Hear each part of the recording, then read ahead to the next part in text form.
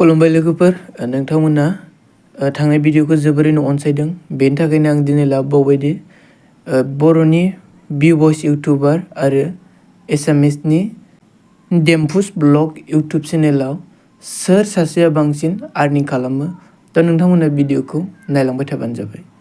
थ' गिबियावनो जों नायग्रोगोन बि भइसनि साबस्क्राइबारा टटेल बेसेबां दं। दा बि भइसनि साबस्क्राइबारा दंदि 2.33 मिलियन 2.33 मिलियन आरो डिम्पुस ब्लगनि साबस्क्राइबारा बुंदे 3.19 मिलियन। माने डिम्पुस ब्लगा सासे सिनियर इउटुबार बि भइसनिफ्राय बेनिखायनो डिम्पुस ब्लगनि साबस्क्राइबारा गोबां बुरजासिन आरो बि भइसनि साबस्क्राइबारा डिम्पुस ब्लगनिफ्राय एसे खमसिन। दा बिथां डिम्पुस ब्लगा कान्ट्रियावनो बेसेबां नाम्बार पजिशनाव दंनो 827 बेबायदि पजिशनाव बियो दं दै इउटुब चेनेलनि जोंनि इन्डियानि इउटुब चेनेलनि रेंकआव आरो बि भइसआ बेसेबां दङ 913 दं दै बि भइसआ। थ' बिदिनो लोगोफोर बिथांमोननि आर्निंखौ जोङो बुंनो थाङोब्ला जोङो डिम्पुस ब्लगनिखौ नायग्रोगोन। डिम्पुस ब्लगनि आर्निंआ माउन्टआव जायोदि 832 निफ्राय लानानै 13,300 केसिम दै 13.3 के आरो जोंहा बि भइसनि आर्निंआ माउन्टआव बेसेबां जायो $335 निफ्राय लानानै 5.4 के डलार दै। बिथांनि आर्निंआ मानो डिम्पुस ब्लगनिफ्राय खमसिन जायो होननानै बुंब्ला बिथाङा सानसेनि भिडिअखौ हगारा दै। बिथाङा माब्लाबा समाव 10 दिनजों माब्लाबा समाव 15 डेजजों बेबायदिजोंसो बिथाङा भिडिअ हगारो। बेनिखायनो बिथांनि रेभिनिउआ डिम्पुस ब्लगनिफ्राय खमसिन। दा बिथां डिम्पुस ब्लगनिया 3.326 मिलियन भिउस थांदों दै लास्ट 30 डेजआव आरो बिथां बि भइसना नाय लोगोफोर 1.342 मिलियन भिउस थांदों दै लोगोफोर लास्ट 30 डेजआव। थ' नोंथांमोनहा अब्लानो मिथिनो मोनगोन डिम्पुस ब्लगा माउन्टलि माने डिम्पुस ब्लगा सानफ्रामबो दैलि भिडिअ होयो आरो बि भइसआ सानफ्रामबो दैलि भिडिअ होआ। बिनिखायनो बि भइसनि रेभिनिउआ बेयाव एसे खम जानानै दं दै लोगोफोर। थ' नोंथांमोनहा दाना नायदो डिम्पुस ब्लगनि फैसाया मास मोनसेयाव बेसेबां जायो। थ' हमनानै ला नैबे खमसिनखौनो माब्लाबा समाव मोनबाय आरो माब्लाबा समाव 13 के डलार बेथ' माब्लाबाबो मोननो हाखाया। थ' बिनि गेजेरावनो मोनोखाय बिथांखौ आङो हमनानै लागोन बिथाङा मास मोनसेयाव 10,000 एबा 3,000 डलारखौनो खामायनो हायो। थ' बिदिब्ला जोङो गुगोलाव नायनांगोन दि बेसेबां मोनो गुगोलाव नायनोसै दे। थ' लोगोफोर डाइरेक्ट आङो स्क्रिनाव लाबोखानाय जाबाय। थ' बिथांनि रेभिनिउखौ आं बेसेबां लादों 10,000 लादों दे लोगोफोर 10,000 लायोबा नै इन्डियानाव बेसेबां कनभार्ट जायो नोंथांमोना नायनो हागोन नै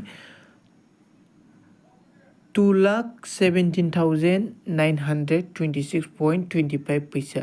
थ' बिथाङा बेबायदिनो इउटुबनिफ्राय रेभिनिउ मोनो दै लोगोफोर। इउटुबनिफ्राय बिथांनि रेभिनिउआ बेसे फैयो। बिथाङा स्पन्सारशिप लायो सम बिथांनि भिडिअआव जोङो एसेबां मानि स्पन्सारशिप नुवा नाथाय माब्लाबा बिथाङा स्पन्सारशिप लानानै आर्निं खालामो दै। बे आर्निंआ इउटुबनिफ्रायल' मोननाय मोनसे रेभिनिउ। थ' बिथाङा हमनानै लादो 2 लाख 2 लाख बेबायदि पार माउन्ट खामायो दै लोगोफोर।